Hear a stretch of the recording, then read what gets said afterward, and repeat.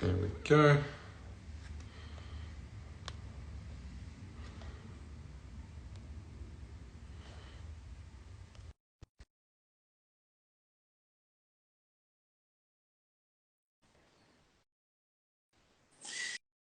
Hey, welcome to the live. We'll wait for people to come in. Tonight should be a really good night. Here he is. Hi, Els. How are you? How are you? I'm okay. I'm okay. How was your day? Yeah, we just got really bad news in Ireland. Oh, really? Yeah, really, really the saddest news. I went on Instagram about half an hour ago on another account I have just to check that coverage was okay, and somebody told me that Sinead O'Connor had passed away. Oh, wow. And she's probably the person who's had the most profound influence on this country in the last Yeah, 30 years. I can see you're quite moved. Oh, it's devastating. It's Oh, wow. absolutely devastating. And will be, it only hits you now, will be for everybody in the country. Yeah. Big hit for the country then. We yesterday, you and me, we talked on the phone a little bit about influences.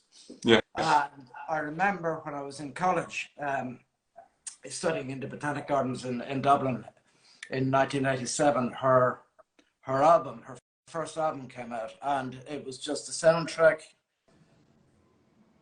It's a soundtrack to everything, Yeah. but it wasn't just the music, it was her kind of calling the country out, and her responsible for, in many ways, the big change that the country went through, because she held a mirror up to the country. And Yeah. it's like John Lennon or somebody like that passing away. It's just the worst.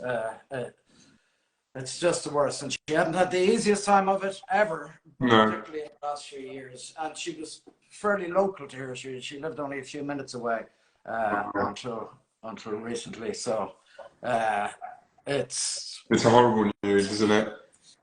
It's so sad. Yeah. It's so sad. It's, she was 56. Nothing. Yeah. It's my mum's age, isn't it? Yeah, just awful. But yeah, but I suppose that's it. Yeah. I mean, it's terrible life, isn't it? Like, when things like that happen, and especially big figures, people that move so many people, it just hits everyone even harder. So, it's kind of more than that with her, because she wasn't just a kind of music icon here. She was, when women weren't treated well. Yeah. When, people who, when, the church was in control, when kind of bent politicians were in control, she kind of called it out to her detriment. It's only now that a documentary came out about her last year, which was really quite brilliant. And, then people said, actually, she was right. Yeah. She was right. And she took it all in those early days. She was the one who was booed off stages and embarrassed and whatever. So anyway, it's a sad way to start. And No. I mean, it's not. Well, it is sad, but it's good that you mentioned it for people to understand as well, because obviously you're from Ireland, and it's nice to see your point of view on it, and it's quite humbling. So it is sad. Sad start of a podcast, but it has to be said sometimes. But yeah, thank you for coming on tonight. No problem. I'm delighted to be here. I really appreciate it. Like I was saying to you on the phone, the reason why I'm doing this podcast is for the love in the industry, and to have a person like you come on, it's very humbling for me anyway. And I'm really looking forward to getting stuck in our conversation. And my first question to you, and I think it's an important one. And I think we all have a story on how we became in love with horticulture, and I want to hear it from you. It was, I think, the program on BBC called Blue Peter, children's program, which is Yeah. still going on one of the satellite channels. And they had a gardener, a real old-time gardener, called Percy Thrower. Okay. And they did two things on that program. They built what became known as the Blue Peter Garden in Television Centre in White City, which was amazing for me to see. It was quite a traditional garden. It was an Italian garden, and it wasn't so much the design of it as the changing and making of space and the decoration of space, the planting of it, the creation of a sunken kind of Harold Peter type pond, I suppose. It was that, and then they did another project where they were out in the community somewhere helping somebody, helping a community centre create a garden, and they transformed the space there. So it was from those early days that I really loved the idea of transforming space and, working with plants and working with spades and shovels and whatever, and going and digging and examining possibilities. I think so. I mean, a lot of people that I speak on social media, and we always talk about how did you get into landscaping, gardening, designing, and a lot of people come back to me with the love of the outdoors and spending time outside with plants in the woods in a natural environment. Although we're creating spaces, for me, the love was to spend it outside and amongst trees, climbing trees. So I think a lot of people have that kind of like first love with the outdoors, and then their journey might bring them into horticulture. I think every kid has the love of the outdoor, but how much is it going to bring you to horticulture? That's depending on your journey. I think probably more and more, Alex, because people are more and more cynical. Younger people are more and more cynical about the world. Yeah. What we have been striving for maybe for the last 50, 60, 70 years. And this kind of ever increasing need to make money, to acquire stuff and whatever. And it seems to be, and especially, since COVID, it seems to be that there are a whole load of new young gardeners who are interested in now plants and tending things and looking after things. And I would have great hope for our industry. And also, especially in this country, I don't know about the UK, but in this country, there's an amazing new generation of young gardeners rather than landscapers. So gardeners who are interested in the craft of gardening, who are interested in soil, who are interested in composting, growing fruit and veg, or collecting rare and unusual plants. So that's something that maybe 20 years ago I didn't think I'd see, but it's certainly coming to the fore now. Yeah, I can really agree with that. I think we can divide it, like you said, maybe not landscaping, but the love of plants. I think during COVID it's been a big boom. You can see on social media a lot of new pages of people trialing in small gardens, balconies, and all the rest. So, a little bit of background behind me. I come from a background of gardening that is to produce. So in France, we didn't have, the ornamental gardens, if you like, not in the countryside where I come from. So all the spaces that we had to produce something. And I think during COVID, that kind of came along. I was so my company, we do garden maintenance as well. So that's how I started my journey into landscaping, from the love of gardening. I was working at Audleyend. So Audleyend is an English heritage garden. So when I first moved to the UK, and I worked in a kitchen garden there, and then started my business. And during COVID, I had this big boom of customers asking us can we sow some seeds? Can we start growing something we can eat? And that was really nice, and even customers doing it on their own back, you know, and that love of, you know what, we have the space to grow something to eat. Let's make the space to do it.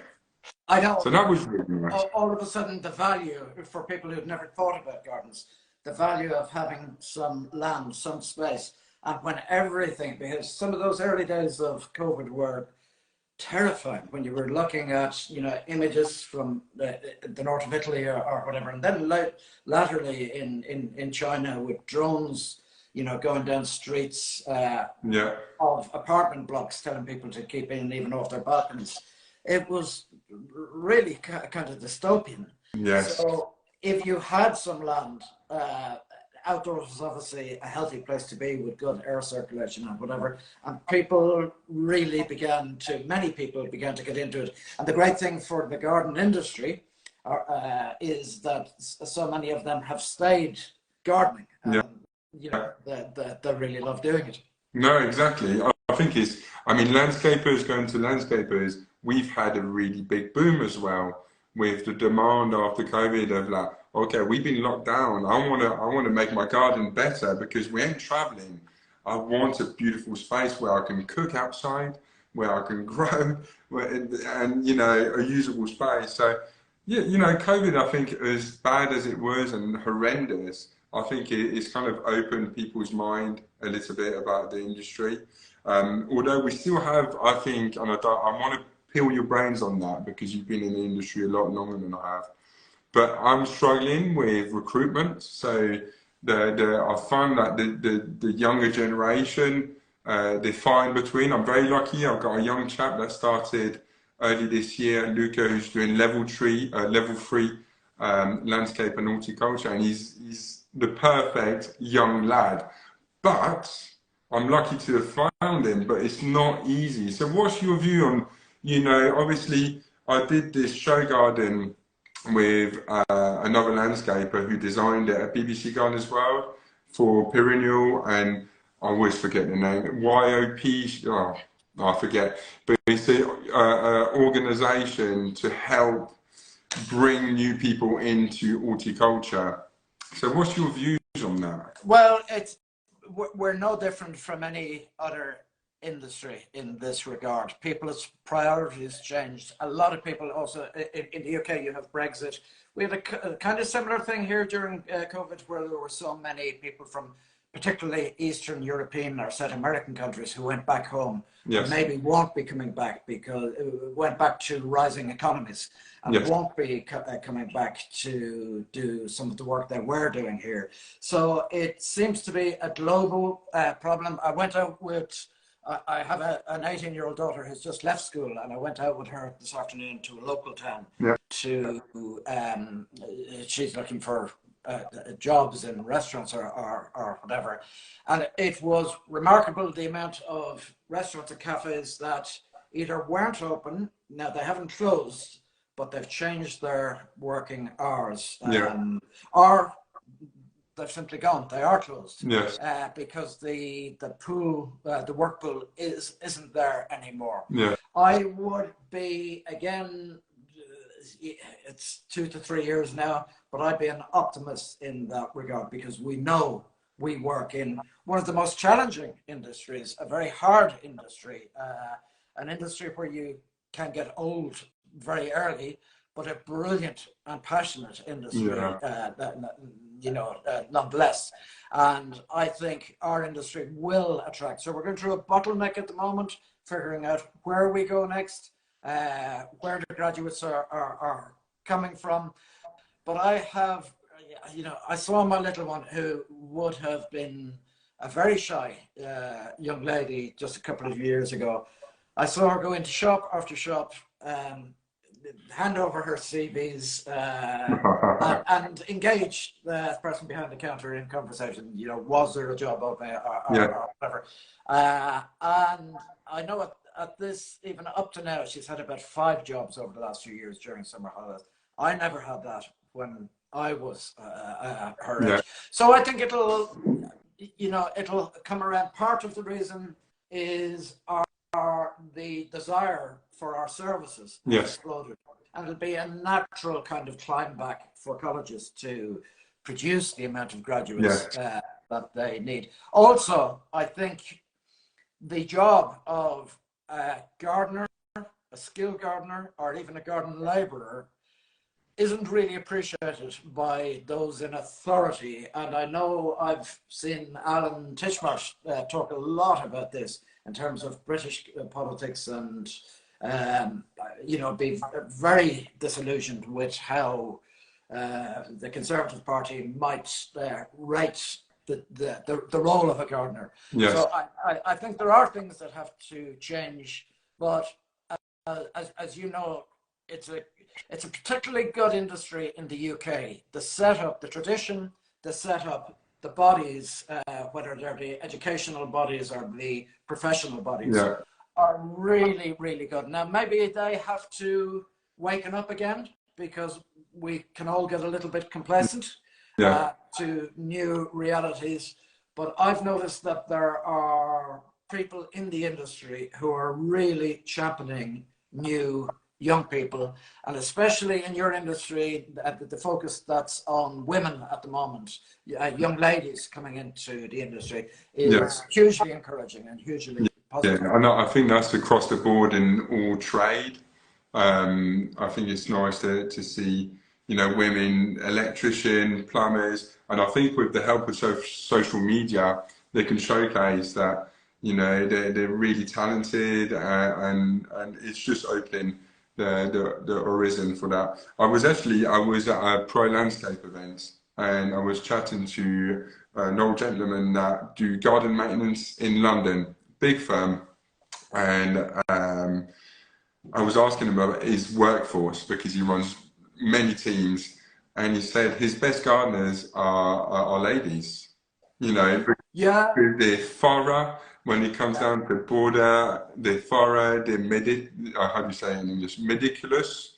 And men are better at smashing lawns and doing the hedges, and that balance between knowing the skills and what they can bring to the table is definitely vital. Well, we you might know that we made the Coronation Garden up in Newton Abbey, just outside Belfast, in a very short, truncated amount of time. And we've had a young graduate look after a young female graduate from Greenmead College in Antrim, look after that garden since we created Anna McLaughlin. And she's just done a really super job of maintaining it, but also the communication angle, whether it's the communication, which I would say we've had close to 100,000 visitors at this stage. Wow. So watching everything that's been going on, reporting back, looking at plants, letting me know when anything, might be under stress, because earlier in the year, it was a bit of a drought, not anymore. Not anymore. No, I made a note of that garden that you just finished, and I was blown away that obviously this is from a landscaper's point of view. The metal structure, I want to know who built it. Is just phenomenal. It's just amazing. It's one of those astonishing kind of once in a lifetime situations. So I had, for the local borough council, which was Antrim and Newton Abbey, last year we had built a Jubilee garden, which was the recreation of our last garden that we had done at the Chelsea Flower Show, a mechanical garden that performs every 15 minutes. And when I was making that garden, we built a new team, a local team. And as it turned out, both the landscapers and the fabricators were absolutely amazing. The fabricator in particular is a guy called Barry McCann, and he comes from maybe half hour from where the site is, half hour, 40 minutes, in a village that the poet Seamus Heaney came from. And he was just extraordinary. There's nobody else could have done it. he runs an engineering firm, and generally they build gates and automated gates and everything like that in that sort of area. But when I say he stepped up at no notice, and a lot of it, a brilliant team, but a lot of the intricate work he had to do himself on his own. Yeah. So a bit like me, he doesn't sleep at night, and 4 o'clock in the morning he'd be up and he'd be in his workshop just creating and building, and very stressed because we had a deadline. But to get the chance to share in a project like that with a team like that was the most extraordinary situation. It was tough. It remains tough in a way.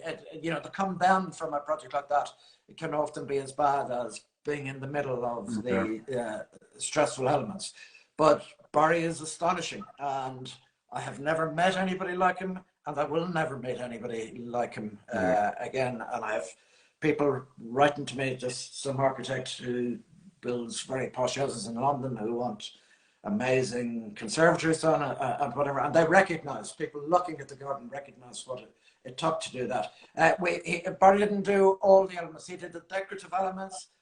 He arranged another really brilliant local firm to do the steel frame, and then an engineering firm. That one we had to have 4 curved staircases.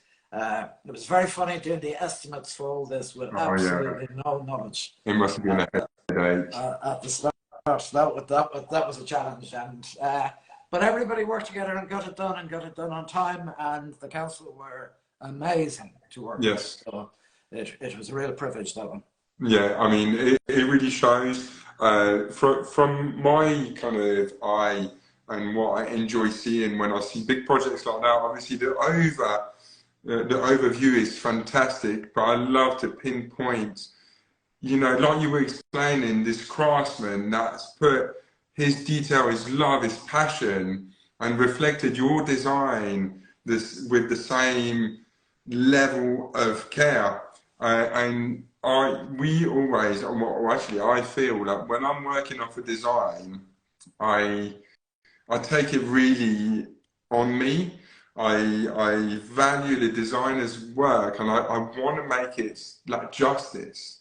And if I can, you know, bring my touch and my little flair that makes me happy and makes the project, you know, I can see it. So I understand the passion, and it's nice to hear it because. Well, you know, we also, there was another lad I should mention with that. We had a brilliant illustrator called Steve Simpson, who's originally from Manchester, who is probably one of the best illustrators that there is worldwide. And I've worked with Steve on various projects over many years because he's Dublin based.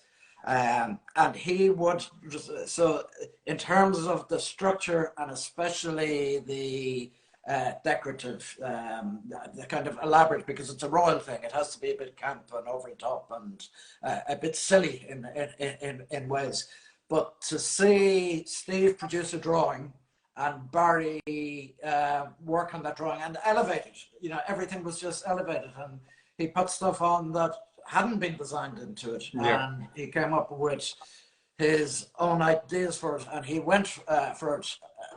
Always been very respectful to Steve or to me, and it's just one of those kind of precious things that, you know, you want to do again. You never know if you get the opportunity to do it again. There was another lad, an amazing carpenter, a young lad, 21-year-old carpenter. I thought the flooring from this was going to be very easy. Who I met on a project in his dad's garden, a guy called Harry Small.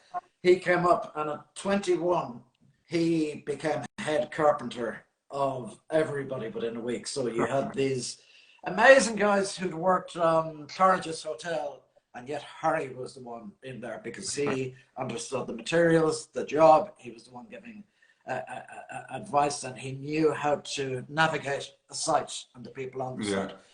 So for all those reasons, you know, it's sad in a way because it was one of those once in a lifetime situations. We're getting that feedback from the visitors. The visitor response it's just really extraordinary because it means something to people, and they understand when they look at it what went into it. And as much as we kind of want a situation that will probably never happen again. It's like some of those Chelsea gardens. It'll never happen again, and you kind of have to put it to rest. But amazing situation. It's one of those jobs when you're in it, you kind of not want it to stop. So those projects like you're enjoying and obviously you want it done, but you don't want the feeling of being on such projects end. Well, the weird thing about that was we knew the moment we stopped that the King and Queen were going to come. And so that's really a funny one when that is your deadline. And there is no other deadline because the King and Queen are flying in. And the reason they're flying in is to see this garden. Yeah. And they're coming straight from the airport and seeing that. So so that led to, 1:30 in the mornings, still fixing things and making sure everything was absolutely right. And then as soon as you finish and you're filthy and exhausted, they come.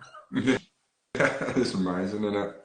And I'm just going to read a question because Justin, he owns JJH. He's a fantastic landscaper. I remember because I met him at the APL Awards on St. Patrick's Day, and he wasn't off the stage for a moment because it seemed every other award. Oh man, he's smashing it. He was absolutely and great again in terms of young people and whatever. Yeah. He's really, his work is just a reflection of him as well. He's got a clear, obviously he works a lot with Adam Vattel, and his work is just, I enjoy watching his stories and I enjoy watching their projects. But his question, what I had written on my paper as well, believe it or not, is Chelsea. Obviously you played a huge part of your life was in Chelsea. You've done a lot of gardens there.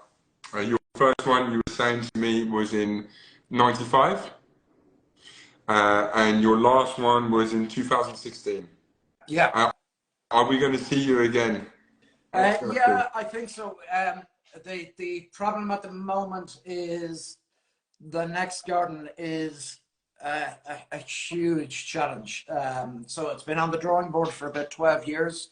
We were due to do it. Actually, the day that the country, Ireland, got locked down, I was having a meeting in a petrol station forecourt with various people from around the country. And McDonald's told us we couldn't sit at their tables. And we went down to find out that, that night, I think it was about March the 18th, that it was all over and everything was going into lockdown. So we were due to do it. I don't know if we were due to do it that year or the following year, but it had got through the whole RHS process and we had our sponsor and everything like that. I'm glad we didn't because it's a tough garden. We were taking 4 plots, not one, and a roadway in Chelsea. So the size of 4 gardens and a public roadway so people would walk through this garden. Oh, wow. The challenge I brought it to Mark Gregory a couple of years ago and Carl Klein when we were at an event one day, and I showed them the concept for it. And I asked Mark to be involved if he thought it was a suitable garden. And he said it scared the shit out of him. So if you're scaring Mark that much, if you said Mark Gregory, that's it. So so it's just a big ask, and I've had to think in the last kind of 6 weeks, are we going to go for it next year?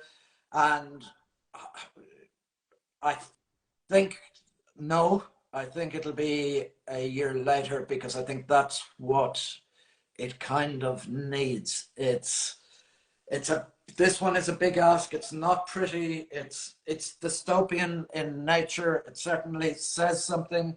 It would be very easy to get, kind of as easy to get wrong as right, and it'll be scary because it'll dominate life for a year and a half. I'm not looking forward to that. The Coronation Garden was tough on us all. And to think about starting into one bigger than that that requires such a truncated time would be a real challenge.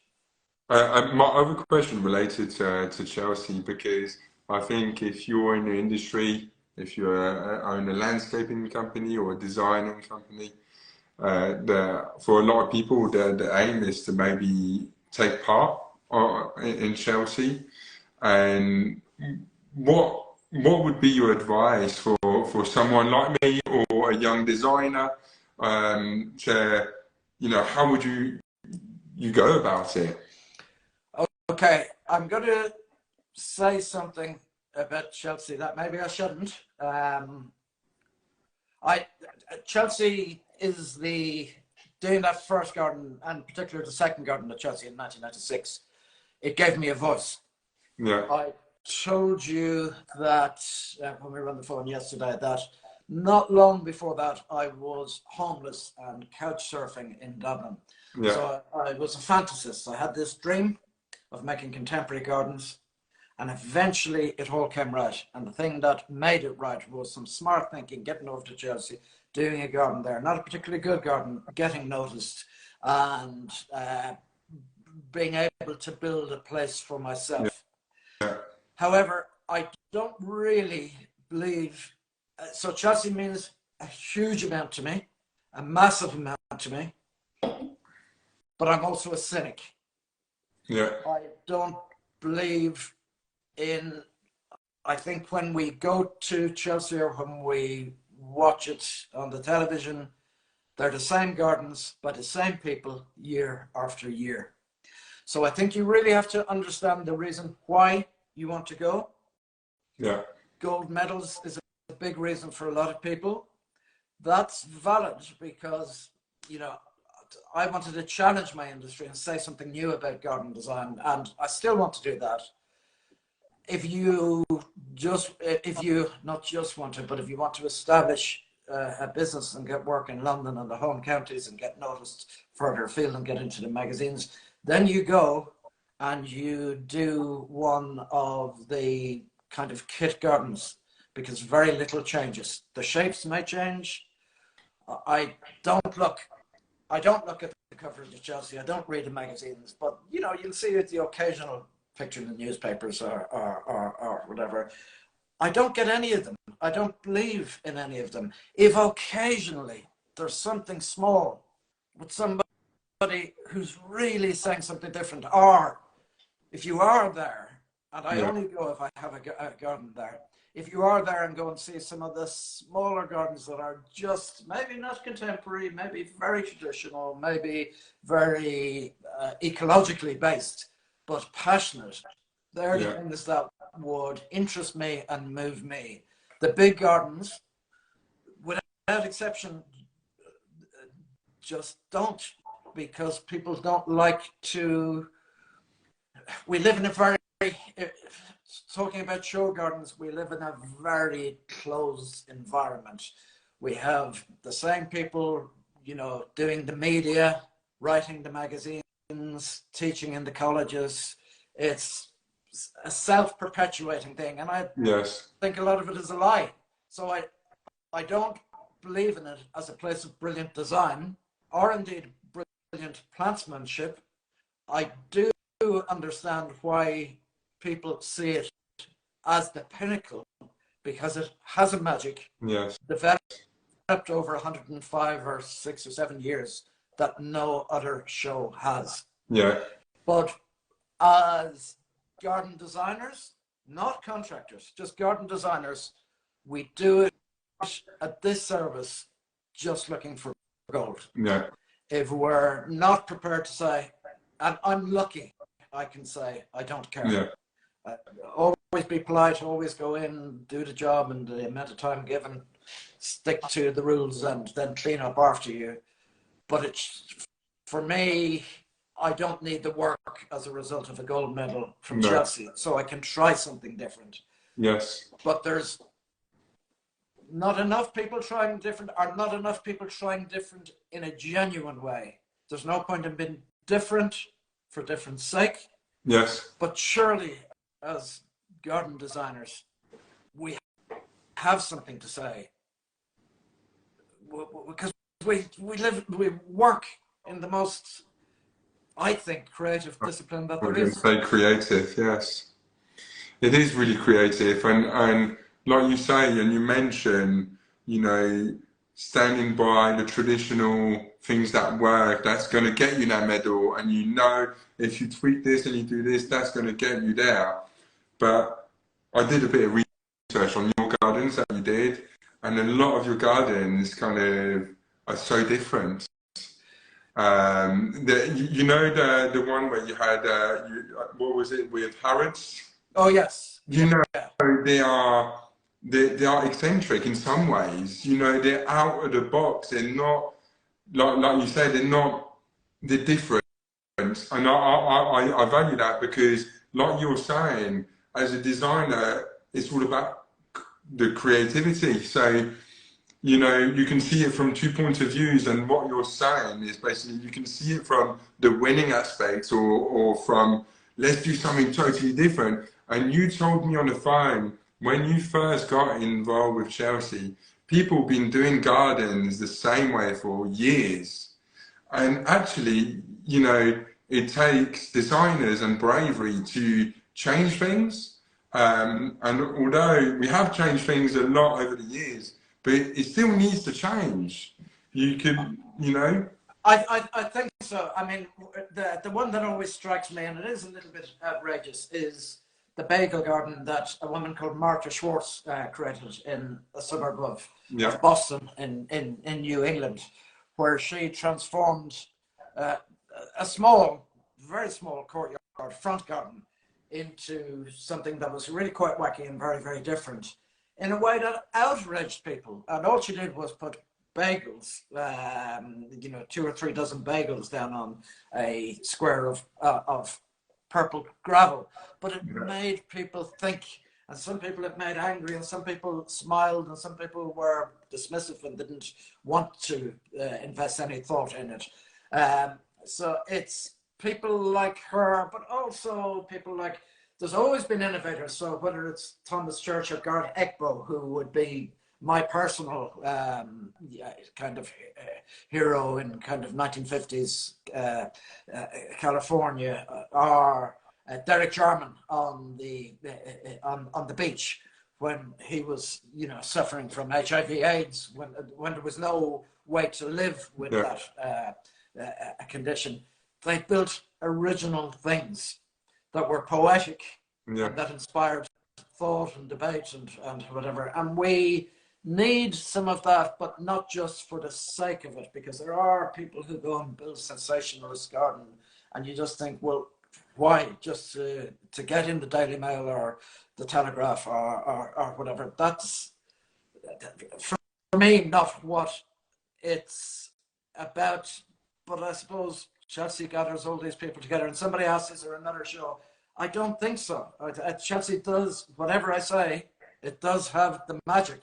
Yes. And it's an imperfect system, but it's the system that we have, and the people that we have, and the rules that we have, and the regulations that we have, and so be it. And it's, you know, coming from another country, enormous privilege to get there and to do a garden. And every time I'm in that situation, I do appreciate that privilege.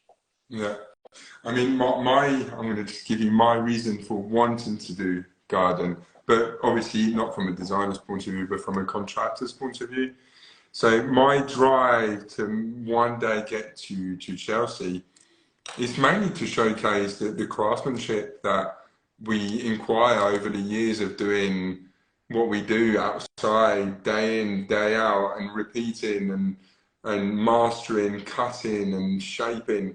So, you know, obviously we're able to showcase that on our daily content on social media, but to put it in one big bombshell of an experience, for me would be, you know, amazing. I had a taste of just a small garden show, the BBC Gardeners World, and that is tiny, but it definitely gave me the taste of creating something that it's not permanent, so it's pure kind of art in some way because it's going to go, but yeah, the ability to create and showcase that, that's my driving factor behind It's wanting to funny, do it. Elvis, because especially pre-COVID, I traveled all the time. Yeah, Every day I was in an airport, and I was uh, doing lots of gardens, especially in China. But wherever I was, people, landscapers, garden designers, contractors, all wanted to get to Chelsea. yeah, Every single one of them. That was the dream. And it did bring out sadness in me that that would be the dream. But I, I can see why. It's exactly what I wanted to do. And I can see from your point of view in terms of skill, because when I look back over the years, that's something that when you, there was one, there was a water garden, or a garden with a uh, square water feature with rills running into it. yeah. It was beautifully designed, and it was sublimely um, uh, built, just amazing. And in ways, it was really quite simple. I can't remember the name of the guy whose architecture inspired it. I should remember it. But anyway, it was really beautifully built.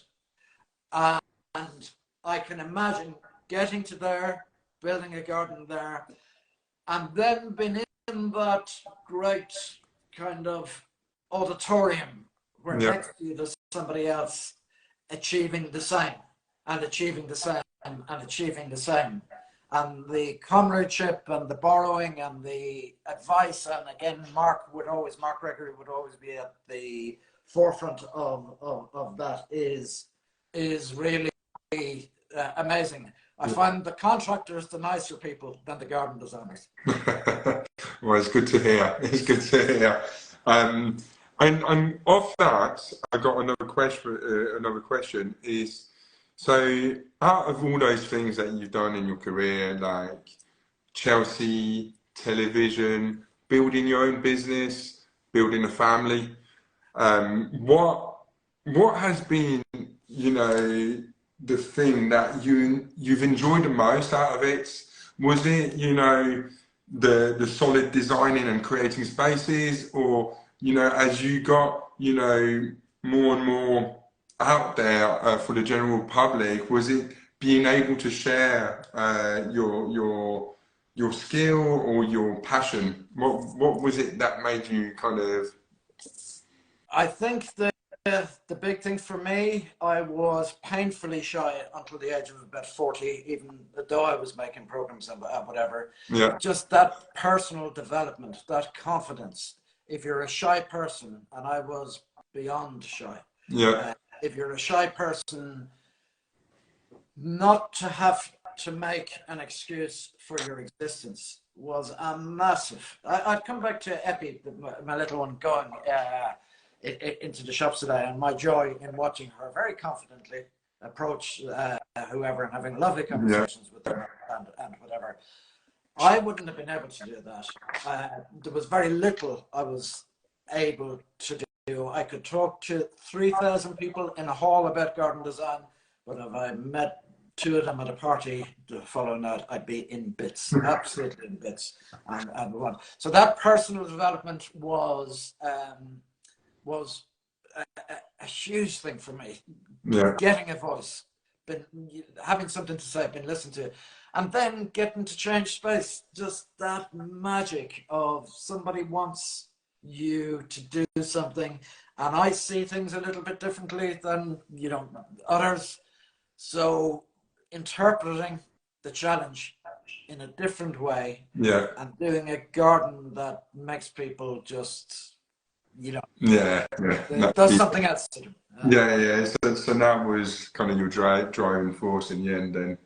And so going on the television side, you know, you've been involved with, obviously, you've written a lot of books and you've shared a lot. So where I come from, uh, is, so I'm from the wine area, yes, and the old boys had techniques and they were very reluctant to share it to the younger generation, because that was what they inquired over years of listening to their father or their grandfather. So people wouldn't give easily where I come from. But now we're more into a culture of sharing, and actually we want people to know how we do things and stuff like that. Was that a little bit on how you had your mentality set with writing books and sharing your stuff? It's interesting if you're prepared to share the bad bits as well as the good bits, the mistakes where it hasn't gone well, as well as the perceived triumphs. That's I was always open for that. Somebody told me very early, a girl I worked with, she was an amazing girl. Orla Sweeney was her name. She was from a family who lived on Achill Island, which is just off the coast of County Mayo, the west coast of Ireland. And this family owned everything on Achill Sound. As you went over the bridge, they had the shop, they had the undertaker, they had the pub, they had all these. And Orla was a free spirit. She grew up in this family, and every day when she left school, she decided for a year she was just going to go out and dig ditches around the island on her bicycle. And then she came to Dublin and she worked in a garden shop in Dublin city centre for 3 years, which is where I met her. And she then, after that, set up landscaping, and there's probably still landscaping around the Dublin area. And I used to go out to help her as a young kind of labourer or whatever. And she used to point out to me, I learned so much from her. She told me I had been well brought up, I was presentable, clients would love that.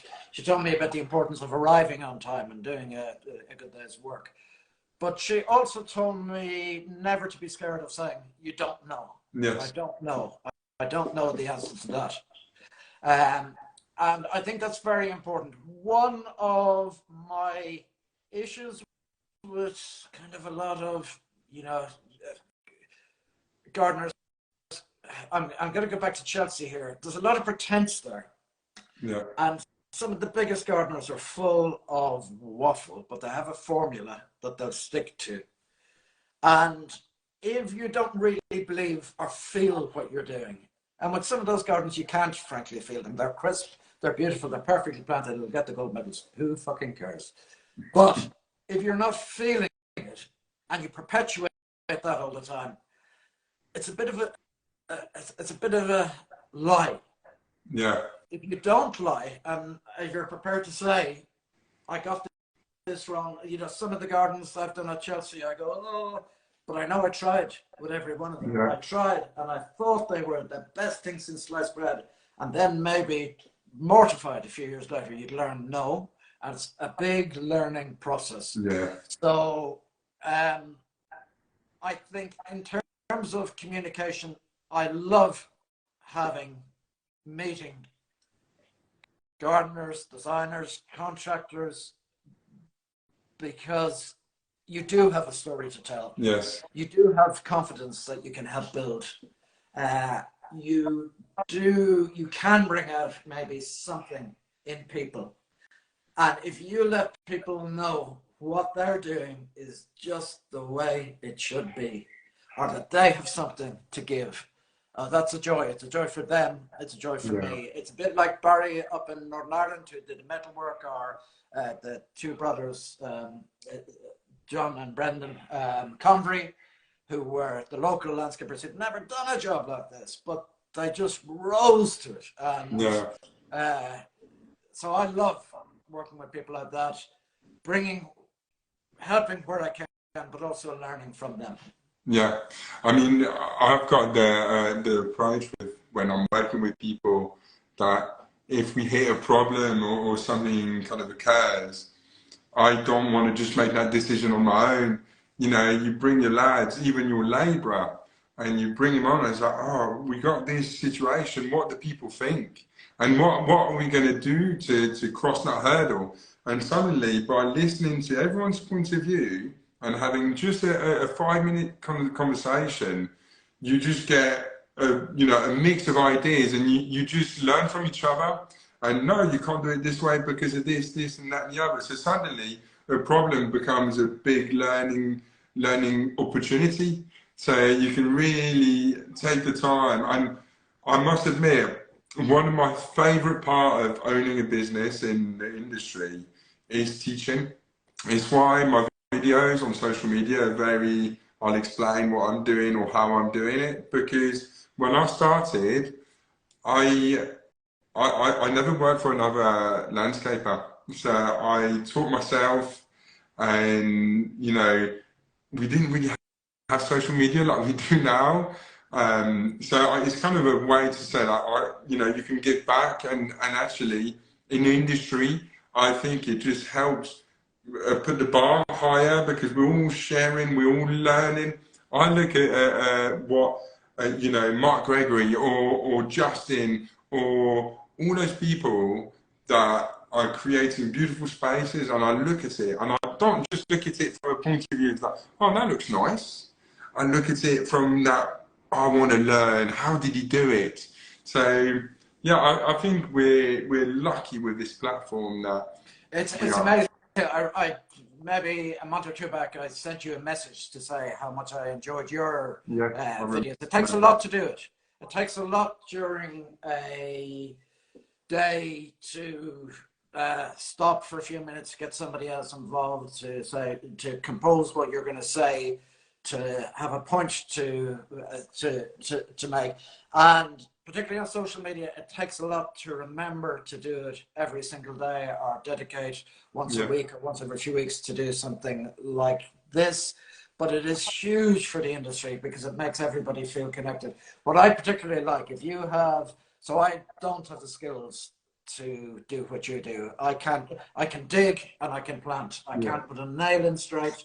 I can't lay a deck. I can do nothing. Absolutely. The house that I'm in is absolutely full. What other people coming to help me out occasionally, I'd be in real trouble. So when I see the joy that you would take, so you have a blacksmith who's making a hinge or a catch or something like that for a door. Yes. Even how you would carve a post or whatever, and how you tell the story of a particular garden while keeping it, well, letting us know about the clients, but keeping it separate from the clients. These are all projects. It makes everybody, I think, who's out in the garden feel not so much alone, because it can be a fairly isolating it really is. job. I just seen Daryl on here earlier, and I've been watching him build a basement garden, and the detail and the bullnose of steps going down. I wouldn't have a clue how to do any of that, but I take great joy in people's stories and in their joy about, you were talking about you got a new cutting machine the other day, and even the blade that went on it, and the edge or something like that. Yeah. It's all fascinating. It also shows you how the industry is changing, because 10 years ago nobody was talking about porcelain tiles or any of that. So I think it's a very good resource, and talking to people and letting people know what you're at, come hail, rain or sun, just makes us all feel we're in it together. Exactly. I mean, for us in the industry, I come home and I watch all my, I call them friends now, what they've been up to today. And then we have big chats about the industry. And this is kind of why I started this, because I can get people like yourself. We've had beautiful guests over the 16 episodes now of doing this podcast. And I've enjoyed every single one of them, and for different reasons, because everyone does things different. We've had designers, and so we had Matthew Childs, and I'm doing a project for him at the moment, and it's just nice to see the relationship that people have in the industry. And like you say, it just brings people together, because it can be quite a lonely place. Not only the daily work, but owning a business. I think you've owned the I, business and I, you know how it is. I think there's another aspect to this too. You have to be out there Yeah, to create opportunity, to start conversations. So again, if I bring it back to my little one looking yeah, for jobs, because we've been having this discussion for a while back here, and she was applying for jobs online, and most shops or cafes or restaurants or whatever wouldn't accept walk in with CV. But actually, so I said, well, let's go out this afternoon and and she'd obviously come round to that in her own. But that engagement with people, the opportunity of your own. So it's one of the reasons for definitely going to Chelsea, because you never know what the next conversation yes, is going to be and who. And if you're in your own, if you're working in somebody's back garden, you're behind barriers, you're behind wall, you're not showing off. And then, maybe you want to get a magazine to photograph that garden, but so do 50 other garden yeah, designers or whatever. But if you're out talking to people and doing it honestly and sharing, as I say, the good times, the bad times, when things are working, when they're not, when they're a bit of a challenge, it just makes everybody else, feel better, and also sparks ideas. Will yes, give you kind of new contacts, broadens your range, your network, not network in a bad way, in a Filofax way, network yeah, in a more real way. that's it. I got one question. I think I'll scroll back up because I don't want to ignore the questions that we had. If I can find it, I think it was one from Mark Lane. He owns Landscapia, and his question was, "What would you recommend people on grow?" Let me find it, but it was something along the lines of, "What would be your advice to people starting up?" Oh, I kind of put the work in, do your best work every single day. If you're really starting out and you want to be a garden designer, go to the best. And when I mean the best, the people who seem not only to be really good at what they do and whatever, but are decent and nice and whatever, and make yourself indispensable. We were working on a project in London maybe a couple of years before lockdown, and there was a guy from Serbia. I think Billy was from Serbia, and he was a builder, Yeah, and he had a share in quite a big building company, and he had arrived from Serbia maybe 15 years previous, and he'd been going around looking for work in London. Everybody said no, and he went into one yard of a builder's yard, and the guy said, "No, we've no work." And he said, "Oh, please, I really, really, I'm really sorry, we've no work." And Billy took up a brush and yeah, started brushing. yeah, And your man was furious and said, "What are you doing?" And he said, "I'm brushing your yard, and until you give me a job, I will be here, because this is where I want to work." yeah, yeah. And by the time I met him, he had part ownership of that company.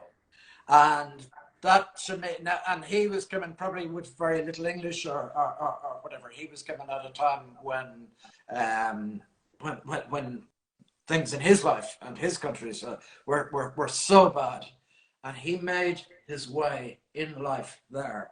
And we came across him in for that. It was that Chelsea garden in 2016, the Harrods Mechanical Garden. Yeah, Uh, we came across him in the most brilliant way, and he was wonderful to us.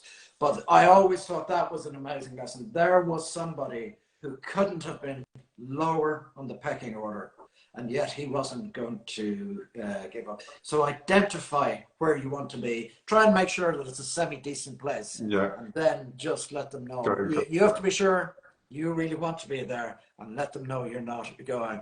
Because there's been so many times I would have loved if a Billy had walked in to me. Yes.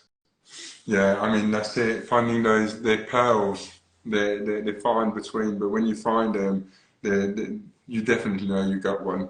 I'm starting just it's not like an online course. It's more like it's another designer. I forget his name. He's got this online course about design, but it's not. It's just like videos explaining. And the reason why I'm doing it, I'm never going to be a designer, but as a landscaper, I want to understand design better. So doing that for me, it just helps me understand, you know, because maybe if I get a design from a designer, I might question this. Or why is it like that? So now by just listening to his videos and stuff like that, I understand the space and why things work in the natural environment and picking the right plants that work in the natural environment instead of trying to change and, you know, and I'm really enjoying it. I'm only maybe 6 hours in, but I think if I would have been a bit more, my hands won't be for drawing, but I am enjoying the design side more than I thought I ever would just by listening to but it. this is another thing else, and another kind of important thing. Drawing traps people. Yes. It really restricts them. It restricts their imagination and it traps them. And all the colleges show you how to draw, and people spend so many hours. I could never draw. I learned early on that I couldn't draw. And I knew in my life that I had to get to a place where I couldn't be digging every day by the age of 40. Yeah. And also, I was never going to be able to draw, but I wanted to present my work, Yeah. my ideas in a better way than anybody else. So I got eventually the best people to draw for me. Yeah. So you just put your vision. Exactly. But I'll say something else about this online course. There's lots of different ways of designing gardens. So there was a guy in Scotland, a garden designer in Scotland, many years ago. And he had a different way of designing. And it wasn't altogether practical or whatever, but it was interesting and it was unique and it was his. And it resulted in landscapes that were different. He'd go and he'd see the property. He'd understand the site, the situation, the light levels, aspect, all of that. He knew what plants would do well there. He'd go to the nursery, to the garden centre, and he'd build a collection of plants for that garden. Bring them back to the garden. He'd stand on the patio with the house in front of him. The plants laid out in front of him on the ground, and he'd pick them up, and one by one he'd throw them over his shoulder. And wherever they landed, he planted them. He planted them. And, you know, he knew that they'd do okay in that certain situation because he got the plants appropriate to that, more or less. But it was just different, and different is allowed. Yes. So through an online course, through any of the courses in the colleges or any college anywhere, you'll find ways of doing it. And maybe it's important to understand those ways, but it's also important to break those ways. Yes. And to look again and to really understand what inspires you or anybody else, because it could be something completely different. And that can be the thing, or getting one of those ideas off the ground can be the thing that makes the hardship worth it. I quite like that. I like that. It just you're right. Obviously, understanding certain aspect, but at the end of the day, like you said early on in the podcast, designing is being creative. And I think if you have that with a little bit of understanding, you can do it. So, no, I really appreciate that. And that's good advice for people as well. But we're coming to the end of our podcast, and I must admit, I didn't see the hour go. I just looked up at the time. And I was like, oh, we even passed it. So it's been so nice to have you on tonight. And I was a bit worried because I'm French and you're Irish. I was like, I'm not going to understand it. I'm like really going to struggle. I was like, oh no. But I understood everything you said, so that's a bonus as well. So, you know, looking forward to maybe seeing you at some events, and as well looking forward to seeing you'll come back at Chelsea as well. Maybe not next year, but the year after. Hopefully. So thank you very much, Dermot. And yeah, this is going to go on YouTube and Spotify as well for people that don't see it. And I'll put a video tomorrow to share the link. But thank you again, Dermot. Have a great evening. Really enjoyed Have a great week. that, Els. Thank you very much. Okay. Take care, mate. Bye-bye. Bye. Bye, everybody.